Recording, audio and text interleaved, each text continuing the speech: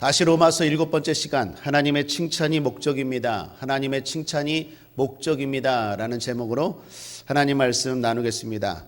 어느 집사님 가정의 이야기입니다. 부모님과 6.25 전쟁 보릿고개 이야기를 나누었다고 합니다. 그때 너무 힘들었지. 그때 먹을 것이 없어서 굶기도 했지. 요즘은 너무 행복한 시대야. 이런 이야기를 나누는데 옆에서 듣고 있던 아이가 그러더랍니다. 라면 먹으면 되잖아요. 라면 먹으면. 먹을 거 없으면 라면 먹으면 되잖아요. 듣고 웃던 할아버지가 전쟁이 얼마나 무서운지에 대해서 다시 이야기해 주었습니다. 그때 아이가 또 대답하더랍니다. 무서우면 집에 숨으면 되잖아요. 무서우면 집에 숨으면 되잖아요. 아이의 대답이 참 귀엽죠? 그런데 귀엽다고만 할 일이 아닙니다. 우리의 상태가 지금 그렇습니다. 하나님의 심판이 그렇습니다. 하나님의 심판 앞에 우리는 피할 데가 없습니다. 집에 숨어서 라면 먹으면 되지 하는 사람들이 있습니다. 귀여운 이야기입니다. 우스운 이야기입니다. 하나님의 심판대 앞에는 피할 데가 없습니다. 지난 시간 기억나십니까? 로마서 1장, 2장. 이 세상은 하나님의 심판 아래 놓였다라고 성경은 말씀했습니다. 이유가 뭡니까? 죄 때문입니다. 인류의 조상인 아담의 죄로 인해 모두 심판 아래 놓여 있습니다. 우리 모두 의롭지 못한 자가 되었습니다. 하나님은 사랑이십니다. 믿습니까?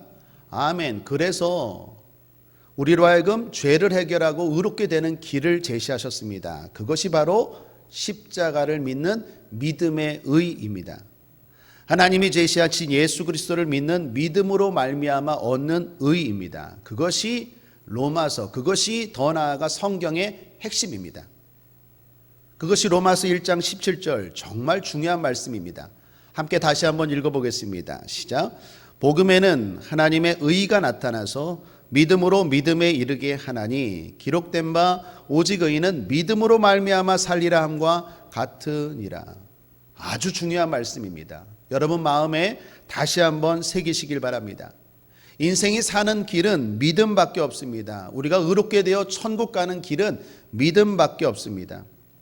다른 길은 없습니다. 다른 방법 주님이 제시한 적이 없습니다. 그러므로 이 길, 이 믿음 없으면 결국 안타깝지만 지옥입니다. 그러므로 지옥은 하나님이 제시하신 길, 구세주이신 예수님을 믿지 않는 사람들이 가는 곳입니다. 예수를 믿지 않으면 그 누구도 다 지옥입니다. 예수밖에 없습니다. 예수 믿어야 됩니다. 누구든지 예수를 영접하고 받아들이고 회개하고 주님으로 말미암아 의롭게 될 때 우리는 천국 하나님 앞에 갈 수 있는 줄 믿습니다. 그런데 오늘 로마서 1장 2장은 그렇게 믿지 않는 사람들, 불신자들의 유형을 말하고 있는 것입니다. 크게 세 부류로 나누었습니다. 어떤 유형일까요? 예수를 안 믿는다는 것은 공통점인데 겉으로 형태는 다르다라는데 크게 세 가지 유형이 있습니다. 첫 번째로 부도덕한 불신자들이 나옵니다. 1장에 나오는 사람들입니다. 이 사람들은 세상에 온갖 죄를 짓는 사람들입니다. 추악, 탐욕, 시기, 살인, 분쟁, 사기 등등 뉴스의 헤드라인을 장식하는 사람들입니다. 누가 봐도 저 사람은 죄인이야, 감옥 갈 사람들이야. 그렇게 서슴없이 죄를 짓는 사람들입니다. 무엇보다도 피조물, 하나님이 다스리라고 주신 피조물을 우상으로 섬기는 사람들입니다. 뿐만 아니라 순리를 영리로 바꾸는 사람들입니다. 남자가 여자와 결혼하고 사는 게 순리입니다. 자식이 부모를 공경하는 게 순리입니다. 부모가 자식을 사랑하는 게 순리입니다. 그런데 왜 그렇게 살아야 돼? 남자끼리 살면 안 돼? 남자끼리 결혼하면 안 돼? 여자끼리 결혼하면 안 돼? 홀로 살면 안 돼? 자꾸 영리를 꾀하여. 누가 봐도 이런 것들 죄죠. 동성애 죄입니다. 그들은 하나님이 계심을 압니다. 모르는 게 아닙니다. 자연을 통해서 양심을 통해서 하나님이 핑계치 못하도록 분명히 가르쳐 주었습니다. 중요한 건 믿고 싶지 않아요. 왜? 내 맘대로 살고 싶어요. 하나님의 심판 같은 거 두려워하지 않습니다. 그래서 죄 짓는 일에 담대합니다. 이들이 일명 부도덕한 불신자들입니다. 지옥입니다. 두 번째 유형이 있습니다. 2장 전반부에서 소개된 사람들입니다. 도덕적인 불신자들입니다. 이 사람들은 세상적으로 볼 때 도덕적으로 바르게 살아가는 사람들입니다. 사람이 함께 살아가는 룰, 규례, 규칙 같은 거 잘 지키는 사람들입니다. 일명 나름 교양 있는 사람들입니다. 배운 사람들입니다. 이들은 남을 평가하기도 합니다. 그만큼 자기들은 선하다고 생각할 정도로 바르게 살아가는 사람들입니다. 그러나 이들도 근본적으로 죄인입니다. 양심을 속일 수 없습니다. 양심은 그들의 죄를 지적합니다. 사람은 속일 수 있지만 내 안에 있는 양심은 속일 수 없습니다. 하나님이 심어놓은 양심은 거짓이 없습니다. 양심이 찌릅니다. 그럼에도 불구하고 그것을 애써 거부하거나 숨깁니다. 그래서 위선이 많습니다. 외식이 많아요. 주님은 이들의 회심을 기다려 주십니다. 인내하고 기다리십니다. 계속 기회를 주십니다. 바로 심판하지 않습니다. 그래도 고집하고 예수님을 믿지 않습니다. 그리고 종종 착각합니다. 내가 이렇게 잘 사는데, 내가 이렇게 선한데 내가 왜 죄인이냐고, 내가 왜 예수를 믿어야 하느냐고 반문합니다. 교회 다니는 사람들 중에서 나보다 더 부도덕한 사람들이 많은데 그 사람들이나 잘하라고 하면서 판단합니다. 그리고 예수님을 영접하지 않습니다. 안타깝지만 이들도 지옥입니다. 이들은 도덕적인 불신자들입니다. 여러분, 앞에 부도덕한 불신자들이나 도덕적인 불신자들이나 공통점은 교회를 다니지 않습니다. 교회 다니는 저와 여러분들의 입장에서 볼 때 그들의 지옥은 어쩌면 안타깝지만 당연하다 생각할 수 있습니다. 그러나 오늘 주목해야 되는 것은 오늘 본문입니다. 문제는 또 한 부류가 있는데, 지옥 갈 또 한 부류가 있는데, 이들은 일명 종교적인 불신자들이라고 할 수 있습니다. 즉 유대인들입니다. 17절에 보면 유대인이라 칭하는 내가 라고 나옵니다. 유대인이라 칭하는 내가. 여기 유대인은 보통 이스라엘 사람들을 부르는 호칭입니다. 여러분, 야곱이 구약 성경에 12아들을 낳았죠. 그 중에 넷째 아들이 누구입니까? 유다입니다. 유다. 그 유다에서 비롯된 사람들이 유대인입니다. 유다의 의미가 무엇입니까? 창세기 29장 35절에 자세히 기록하고 있습니다. 그가 또 잉태하여 아들을 낳고 가로되 내가 이제는 여호와를 찬송하리로다 하고 이로 인하여 그가 그 이름을 유다라 하였고 그의 생산이 멈추었더라. 유다라는 의미가 무엇입니까? 하나님을 찬송하는 백성, 하나님이 칭찬하시는 백성, 그러한 백성이 되라 라는 뜻이 유다입니다. 유다. 이스라엘 사람들은요, 자신들을 유대인이라고 부르는 걸 좋아합니다. 특별히 우리가 다니엘 기도에도 살펴봤고 또 금요철야 때도 살펴봤듯이 이스라엘 백성들이 과거 바벨론 포로로 잡혀갔을 때가 있었지 않습니까? 바벨론 포로로 잡혀갔다가 돌아왔을 때 그때부터 그들은 더욱 우리는 유대인, 우리는 하나님이 칭찬하시는 백성, 하나님이 사랑하는 백성, 찬송하는 백성, 그러한 유대인으로 부르기를 더 좋아했고 그렇게 불렀습니다. 이 호칭에는요, 강한 자부심이 있어요. 하나님이 나의 하나님, 하나님이 우리의 하나님, 하나님은 나를 통해서 영광 받으실 하나님이라는 자부심이 있습니다. 그런데 문제는 이들도 하나님의 심판의 대상이라는 것입니다. 왜 그렇습니까? 이유는 간단합니다. 예수를 믿지 않아요. 여러분, 여기 잘 보십시오. 결국 형태는 다를 뿐이지만 다 예수를 안 믿습니다. 이 사람들도 예수를 안 믿습니다. 이들에게는 하나님의 말씀이 주어졌어요. 여러분, 성경이 하나님이 한글로 주셨습니까? 원래 성경이 히브리어예요. 히브리어. 유대인들의 말로 주셨어요. 이건 번역한 겁니다. 얼마나 대단한 특권입니까? 예수님이 우리나라 사람으로 오셨습니까? 예수님이 한국인입니까? 아니요. 예수님이 이스라엘 사람으로 오셨어요. 그들에게는요, 하나님의 말씀이 주어졌고 그리고 그들의 문화와 그들의 상황을 통하여 주님이 오셨습니다. 얼마나 대단한 특권입니까? 그래서 그들은 스스로 자부합니다. 오늘 본문에서 보듯이 우리는 소경의 길을 인도하는 자다. 어둠에 있는 자의 빛이다. 어리석은 자의 훈도다. 훈도라는 말이 조금 어려운데 훈도는 선생님이라는 뜻입니다. 그런데 선생님과는 좀 대상이 달라요. 어린아이들처럼 처음 시작하는 초보자들의 선생, 초보자들의 선생을 훈도라고 말해요. 그에 비해서 선생님은 더 큰 의미겠죠. 어찌됐건 자기들은 그러한 특권을 가졌고 그리고 우리는 이러한 사람들이다라는 자부심이 강합니다. 그런데 이들이 왜 선택받았습니까? 잘나서? 아니요. 전적인 하나님의 은혜예요. 하나님이 이스라엘을 선택한 이유는 특별한 이유가 있는 게 아니에요. 하나님의 은혜예요. 어찌 보면 약하기 때문에, 어찌 보면 부족하기 때문에 선택한 거예요. 성경 고린도전서에는 말합니다. 오히려 약한 자를 선택하셔서 강한 자를 부끄럽게 하신다고 했어요. 미련한 자를 택해서 어떻게 보면 지혜 있는 자를 부끄럽게 한다고 했어요. 어찌 보면 하나님이 선택했다라는 것은 잘나서가 아니라 오히려 역으로 부족하기 때문에 하나님이 선택했다라고 보시면 돼요. 그런데 이들은 착각했어요. 하나님이 우리 하나님이지. 그러한 특권의식에 사로잡혀서 오히려 주님을 찬송케 해야 되는데 하나님의 방법인 예수 그리스도를 영접하고 전해야 될 사람들이 오히려 특권의식에 빠져서 그 예수님을 거부하고 오히려 십자가에 죽여서 찬송해야 될 하나님을 오히려 욕되게 했다라는 거예요. 24절 말씀 함께 한번 읽어보겠습니다. 시작. 기록된 바와 같이 하나님의 이름이 너희로 인하여 이방인 중에서 모독을 받는도다. 오히려 주님이 모독을 받았습니다.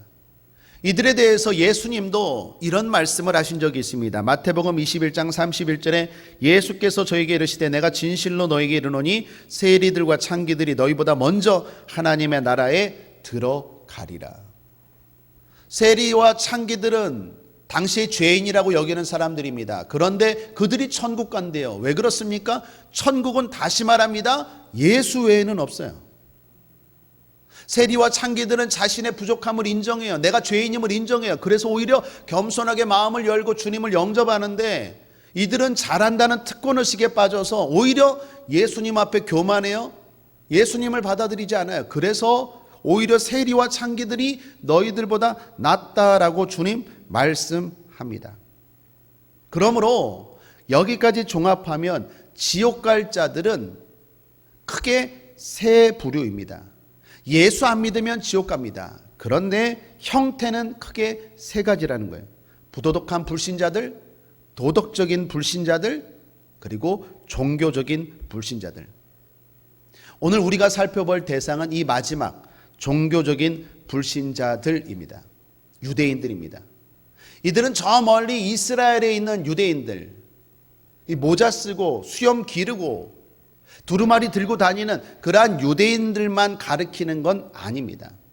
교회 안에도 이러한 유대인과 같은 신앙의 사람들이 있을 수 있다라는 것입니다. 왜요? 주님 말씀하셨죠. 주여 주여 하는 자마다 다 천국에 갈 자가 아니라는 말씀. 그러므로 교회 안에서 구원은 따놓은 당상이지 그렇게 생각하는 사람들, 바로 저와 여러분들이 오늘 정말로 경각심을 가지고 살펴볼 말씀이 오늘 본문의 말씀입니다. 자, 유대인들은 교회 안에 열심히 신앙생활하고 지옥 가면 얼마나 안타깝겠습니까? 제가 빈말로 하는 말이 아닙니다. 주님 말씀이에요. 열심히 예배드리고 지옥 가면 얼마나 억울하겠어요. 그러면 이들은 왜 교회를 다녔는데 지옥을 갈 수밖에 없었을까요? 오늘 간략하게 나누고 뜨겁게 길게 기도하겠습니다. 세 가지로 나누는데요. 첫 번째, 은혜를 자기 자랑으로 삼았기 때문이에요. 하나님이 전 세계 민족 가운데 이스라엘을 선택하셨습니다. 앞서 말씀드린 것처럼 대단한 특권이었습니다. 이들은요, 둥근 모자, TV에 보면 유대인들, 이스라엘 사람들 둥근 모자 쓰고 다니는 거 봤습니까? 키파라는 거예요. 키파. 다시 말하면 하나님은 내 위에 있다. 하나님은 나의 하나님이다라는 것을 보여주는 그들의 자부심이에요. 그 모자는요, 예배 드릴 때는 물론이거니와 전쟁 나갈 때도 그거 쓰고 나가요. 그 위에 철모를 쓰는 거예요. 그들은 언제나 그걸 쓰고 다녀요. 하나님을 믿는 믿음은 좋은데 그것이 자부심으로 셌어요. 너희들은 모르지만 하나님은 나와 함께 하셔. 이러한 특권의식에 빠졌어. 그것을 자랑했다라는 거예요. 그게 문제예요.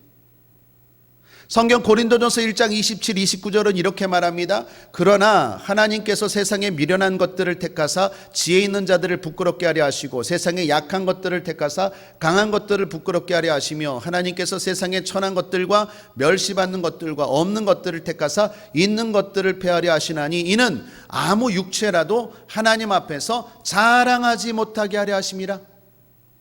하나님 앞에서 자랑할 존재는 아무도 없습니다. 하나님이 우리를 구원하여 주신 줄 믿습니다. 예수님이 탕감받은 자의 비유를 아시죠?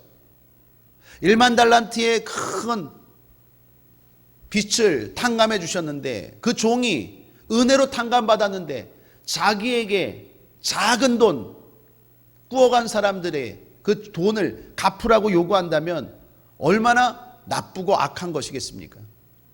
하나님이 저와 여러분을 먼저 구원한 것은 자랑하라고 구하는 것이 아니라 잘나서가 아니라 하나님의 은혜인 줄 믿습니다. 그것을 모르고 자랑한다면 문제가 생기죠. 그러므로 따라합시다. 공로의식이 아니라 특권의식이 아니라 은혜의식으로 살게 하여 주옵소서. 나의 나된 것은 하나님의 은혜입니다. 내가 모태신앙이고 내가 이만큼 신앙생활하고 내가 이렇게 목사가 되고 여러분이 권사님이 되고 집사님이 되고 성도님이 되고 사모님이 되고 뿐만 아니라 이렇게 수요 예배까지 드리는 건 내가 잘나서 그랬지가 아니라 하나님의 은혜인 줄 믿습니다. 은혜의식을 놓치지 마십시오. 두 번째, 은혜에 불순종했기 때문입니다. 복 중의 복은 말씀을 주시는 복입니다. 유대인들은요, 히브리어로 말씀을 주셔서 말씀을 직접 받았고 그리고 알고 깨닫는 대단한 축복을 받았습니다. 근데 문제는 무엇입니까? 그렇게 말씀에 대해서 잘 아는 사람들이 순종하지 않아요. 말씀을 잘 알고 가르칩니다. 도적질하지 말라고 성경에 말했다. 간음하지 말라고 성경에 말했다. 그렇게 알고 그렇게 가르치는 유대인들이 정작 자신들은 도적질하고 간음해요. 우상을 섬기지 말아라. 그건 악한 것이다. 하나님이 싫어한다. 성경이 말하고 있다. 성경이 기록하고 있다. 너희들은 모르지. 우리들은 안다. 왜? 히브리어로 우리 언어로 주셨기 때문에 우리들은 분명히 안다. 그렇게 가르치면서 정작 자신들은 우상의 물질을 탐하고 섬기고 있어요. 이거는 주님을 더욱 욕되게 하는 것이죠. 사랑하는 여러분, 저와 여러분도 부족하지만 신앙생활 10년, 20년, 더욱이 저 같은 사람은 목사가 되어서 조금이나마 더 말씀을 많이 알고 있습니다. 하나님의 은혜입니다.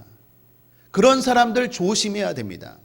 말씀은 많이 압니다. 저처럼 여러분에게 말씀을 가르치기도 합니다. 그런데 정작 순종하지 않아요. 지키지 않아요. 그러면 잘못되었다는 거예요. 23절을 보십시오. 율법을 자랑하는 내가 율법을 범함으로 하나님을 욕되게 하느냐라고 말합니다. 하나님의 말씀을 알면서 네가 오히려 하나님의 말씀을 어김으로 욕되게 한다라고 말해요. 마태복음 7장 21절 앞서 말씀드렸죠. 함께 읽겠습니다. 시작. 나더러 주여 주여 하는 자마다 천국에 다 들어갈 것이 아니요 다만 하늘에 계신 내 아버지의 뜻대로 행하는 자라야 들어가리라. 하나님의 말씀을 순종하는 자가 들어가는 곳이 천국입니다. 많이 공부한다고 많이 배웠다고 많이 안다고 가는 게 아니라 한 절의 말씀을 알아도 그 말씀을 내 삶으로 살아내는 사람, 순종하는 사람, 그 사람들이 가는 곳이 하나님의 나라다라는 거예요.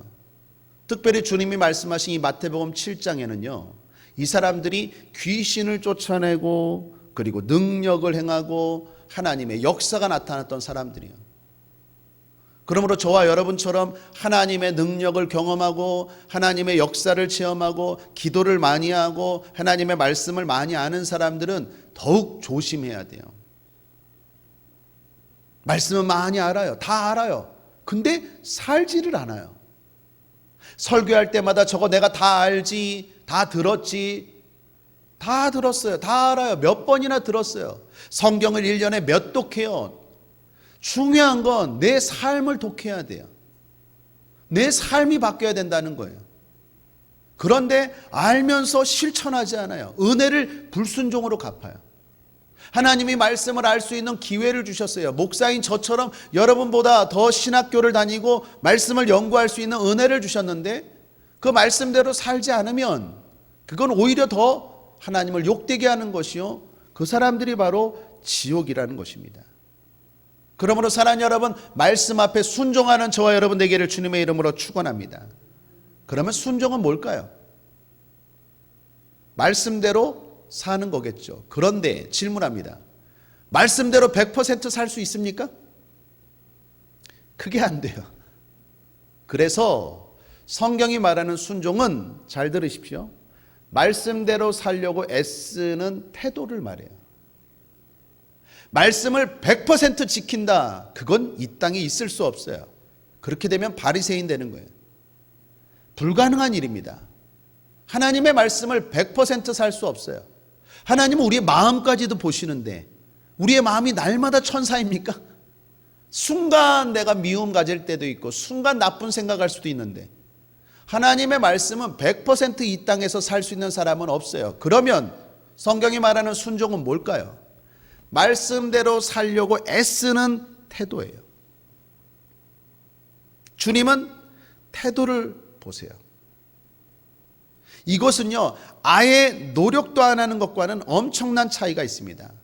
어떤 사람은 말씀을 알지만 난 어차피 죄인이기 때문에 안 돼, 그래서 말씀대로 노력도 안 하는 것과 말씀대로 살려고 애쓰는데 정말로 마음을 다하여 힘쓰는데 삶이 고단하고 그래서 못하는 것과는요, 겉으로 볼 때 사람이 볼 때는 똑같지만 주님이 보실 때는 전혀 달라요. 쉽게 설명할까요? 주의를 지키려고 애쓰는데 삶이 참 어려워요. 힘들어요. 주의를 성수하고 싶은데 정말로 삶이 안 따라줘요. 그래서 못 지키는 사람과 주의를 성수할 수 있음에도 불구하고 안 하는 사람은 사람이 볼 때는 똑같지만 하나님이 볼 때는 전혀 다르다라는 거예요. 다시 말합니다. 순종이라는 건 말씀대로 살려고 애쓰는 태도예요. 여러분 삶의 현장에서 애쓰시길 바랍니다. 힘쓰시길 바랍니다. 하나님이 그 과정과 그 노력과 그 눈물과 그 몸부림을 아세요. 사람은 모르지만 하나님은 아세요.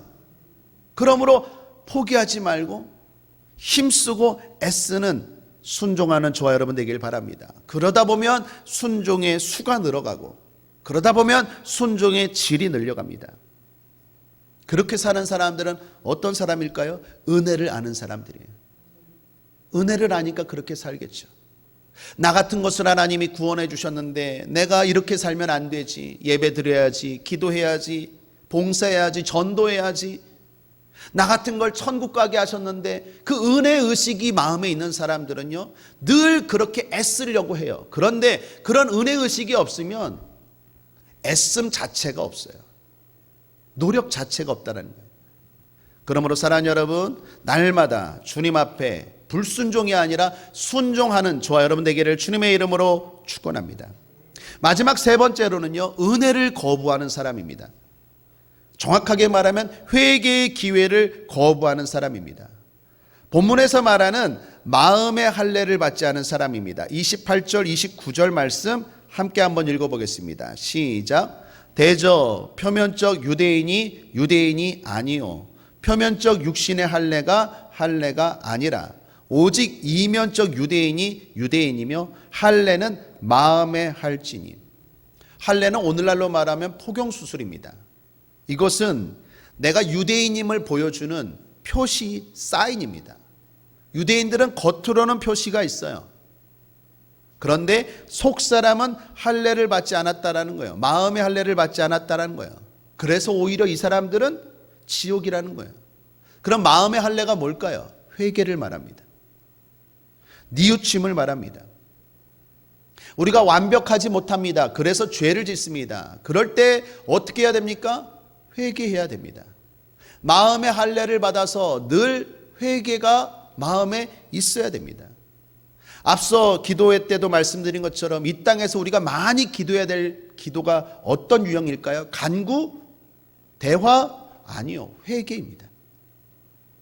좋든 싫든 이 땅에서 우리가 많이 행하는 게 죄 아닙니까? 그래서 우리의 기도 가운데 많아야 되는 것이 회개입니다. 오늘도 예배드리고 또 가서 또 죄 지을 거 아니에요. 마음으로 죄 짓고 또 생각으로 죄 짓고 입술로 죄 짓고 남 비방하고 판단하고 그거 다 죄거든요. 그러니까 이 땅에서 우리가 해야 되는 것이 무엇입니까? 회개가 많아야 돼요. 그러려면 마음의 할례를 받아야 되는데 마음의 할례가 안 돼요. 겸손한 심령이 안 돼요. 가난한 심령이 안 돼요. 그래서 죄를 지어도 회개가 없어요. 거부합니다. 죄를 지으면 자꾸 사람 앞에 섭니다. 그래서 이렇게 말하죠. 사람들과 비교하면서 나는 저들보다 낫지 않습니까? 내 죄를 하나님 앞에 고하는 것이 아니라 다른 사람과 비교하면서 자기의 죄를 합리화해요. 그래도 내가 저 사람들보다 낫지 않습니까? 그러면서 자기의 죄에 대해서 직면하지를 않고 회피해요. 뿐만 아니라 이상한 자기 합리화를 통하여 궤변을 늘어놓습니다. 여러분 이런 이야기 들어보셨습니까? 가룟 유다는 천국 갔대요. 왜 천국 갔느냐? 예수님이 이 땅에 오셔서 십자가를 지셔야 되고 구원의 길을 열어놓으셔야 되는데 누군가는 예수님을 팔아야 돼요. 그런데 우리의 영웅 가룟 유다가 예수님을 팔았기 때문에 예수님이 십자가에 달려 돌아가셨고 그러므로 그 구원의 길을 여는데 동참했던 가룟 유다는 위대한 영웅이고 천국 갈 사람이라고. 아멘이십니까? 한 분도 안 하시네. 아멘하면 안 되죠. 이 궤변이죠, 궤변. 우리가 그렇게 말해요. 죄를 지었으면 죄를 지었습니다. 난 죄인입니다 해야 되는데 뭐가 어떻고 궤변을 늘어놓는다니까요. 이런 사람들도 봤어요. 선악과에 대해서 이렇게 이야기합니다. 인간이 선악과를 따먹어서 이 땅에 죄가 들어왔죠. 그런데 그 선악과 누가 만들었습니까? 하나님이 만들었잖아요. 하나님이 어디에다 뒀어요? 에덴 동산 구석에? 그것도 중앙에. 하나님은 왜 에덴 동산 중앙에 그 선악과를 딱 놓아서 왜 그 선악과를 인간이 따먹게 했느냐? 그러므로 결국 하나님 잘못이네. 말도 안 되는 궤변을 드러나요. 내가 잘못한 거예요. 내가 회개할 죄인이고 내가 마땅히 죽어야 될 죄인인데 자꾸 비교하면서 자꾸 변명하면서 합리화하고 이런 궤변을 늘어놓아요. 어제 시편 기도회 때 시편 58편에 이런 말씀이 있었어요. 4절 5절에 저희는 귀를 막은 귀머거리 독사 같으니 곧 술사가 아무리 공교한 방수를 행할지라도 그 소리를 듣지 아니하는 독사로다. 귀머거리 독사래요. 아무리 가르치고 아무리 얘기를 해도 말을 듣지 못하는 독사. 그래서 결국 자기를 멸망으로 이끌어가는 그러한 어리석은 죄인들을 시편 기자가 표현하고 있습니다. 사랑하는 여러분, 회개의 마음 없는 외적인 할례는 허상입니다. 회개 없는 신앙은 허상이에요. 회개가 필요 없는 인생은 아무도 없어요. 저도 회개해야 되고 여러분도 회개해야 될 줄 믿습니다. 회개 없는 은사, 회개 없는 직분 다 허상입니다. 우리는 마음의 할례를 받아야 돼요. 늘 회개의 기도가 살아 있어야 됩니다. 자, 결론입니다. 왜 이런 일이 생길까요? 왜 교회를 다니는데도 이런 일이 생길까요? 만약에 이런 일이 우리 주변에, 저와 여러분은 아닌 줄 믿습니다. 우리 주변에 천국 갔는데 그렇게 열심히 했던 저 교회, 우리 교회 말고 저 교회 집사님, 저 교회 권사님, 저 교회 목사님이 천국에서 안 보이네? 그럼 얼마나 황당하겠어요. 얼마나 억울하고 안타깝겠습니까? 자, 왜 이런 일이 일어날까요? 오늘 결론입니다. 하나님의 칭찬에 목적을 두지 않기 때문에 그래요. 그런 의미에서 따라하겠습니다. 하나님의 칭찬이 내 신앙의 목표입니다. 오늘 29절 함께 읽겠습니다. 시작. 오직 이면적 유대인이 유대인이며 할례는 마음에 알지니 신령에 있고 의문에 있지 아니한 것이라 그 칭찬이 사람에게서가 아니라 다만 하나님에게서니라. 그 칭찬이 사람에게서가 아니요 다만 하나님에게서니라. 사람에게 아무리 칭찬받아 봐야 허상이고 헛될 뿐이에요. 진짜 중요한 건 하나님의 칭찬이에요. 하나님의 칭찬 받으려고 목회해야 되고, 하나님의 칭찬 받으려고 신앙생활해야 되고, 하나님의 칭찬 받으려고 애써야 돼요. 그런데 자꾸 사람이 들어오면 이런 말도 안 되는 이상한 신앙생활이 되는 거예요. 열심히 교회 다니고 지옥 가는 그런 말도 안 되는 안타까운 일들이 벌어진다니까요. 그러므로 늘 잊지 마십시오. 하나님 앞에 서시길 바랍니다. 하나님 앞에 예배 드리십시오. 하나님 앞에 기도하십시오. 하나님 앞에 예물 드리시고 하나님 만나러 교회 오십시오. 하나님 앞에 서셔야 돼요. 사람들 앞에 보이려고 목회하고, 그러려고 건물 짓고, 그러려고 자랑하고, 그거 다 헛된 거예요. 물론 하나님이 칭찬하시는 부흥이라면 바람직하겠지만, 하나님이 칭찬하시는 신앙의 축복이라면 바람직하겠지만, 하나님의 칭찬이 없고 사람의 칭찬만 쫓아가면서 목회를 하거나 신앙생활을 하면 나중에는 정말로 후회하는 일이 오게 될 거예요. 오늘 이 예배도 마찬가지입니다. 하나님이 이 자리에 함께하고 계신 줄 믿습니다. 다른 때보다도 적은 무리가 모였지만 중요한 건 사람이 아니라 하나님이 이 자리에 함께하고 계신 줄 믿습니다. 주일 예배 때는 하나님이 오시고 수요 예배 때는 하나님이 안 오십니까? 그건 인간적인 생각이에요. 인간은 뭐 대예배, 소예배, 어떤 예배가 대예배고 어떤 예배가 소예배예요? 예배는 다 똑같은 거예요. 모든 예배에 주님이 함께하는 줄 믿습니다. 그렇다면 우리의 마음도, 우리의 자세도, 우리의 태도도 똑같아야 돼요. 만약에 그게 다르다면 여러분 사람 보고 지금 신앙생활하는 거예요. 하나님 앞에서는 저와 여러분, 하나님의 칭찬을 바라는 저와 여러분 되길 바랍니다. 이야기 하나 하고 마치죠. 어느 학교 선생님의 이야기입니다. 수십 년 동안 학교 선생님을 하셨습니다. 그리고 은퇴하신 분입니다. 수십 년간 학교 선생님으로 살면서 어느 순간 자아를 잃어버렸다는 것입니다. 한 아이의 엄마인 나, 한 남편의 아내인 나, 한 부모님의 딸인 나, 그런 자신은 보지 못하고 계속 선생님만 오래 하다 보니까 선생님으로만 살았던 거예요. 나를 잃어버렸던 거예요. 내가 누구인지를. 제가 그 이야기를 들으면서 신앙을 생각했어요. 우리가 표면으로는 목사고 전도사고 권사님이고 집사님이고 사모님입니다. 그런데 우리의 실체는 죄인이에요. 죄인이라니까요. 내가 아무리 목사로 살고, 내가 아무리 사모로 살고, 내가 아무리 전도사로 살고, 아무리 20년 30년 권사로 살아도 착각하면 안 돼요. 하나님 앞에서는 다 죄인이에요. 목사 줄 따로 있고 권사 줄 따로 있고 모태신앙 줄 따로 있는 게 아니라 하나님의 심판대 앞에서는 다 똑같아요. 그런데 우리가 그렇게 살다 보면 표면적 목사, 표면적 선생으로 결국 이면적인 내 자신을 잃어버리게 돼요. 그러므로 사랑하는 여러분, 오늘도 하나님 앞에 서시길 바랍니다. 하나님의 칭찬을 바라보면서 신앙생활하는 것, 내 신앙의 목표, 내 신앙의 목적이 되기를 주님의 이름으로 축원합니다. 기도하겠습니다. 하나님 아버지 감사합니다. 우리가 열심히 신앙생활하고 허무한 인생 되지 않도록 우리를 붙잡아 주옵소서. 주여, 목사이기 전에 죄인입니다. 주여, 권사이기 전에 죄인입니다. 주여, 전도사, 사모, 집사이기 전에 주님 앞에 죄인입니다. 날마다 그 생각 잊지 않게 하시고, 그럼에도 불구하고 은혜 가운데 우리를 구원하신 하나님의 은혜를 생각하며 늘 감사함으로 은혜의식 가운데 살아가는 우리가 되게 하여 주옵소서. 말씀 앞에 순종하기를 원합니다. 하나님 애쓰기를 원합니다.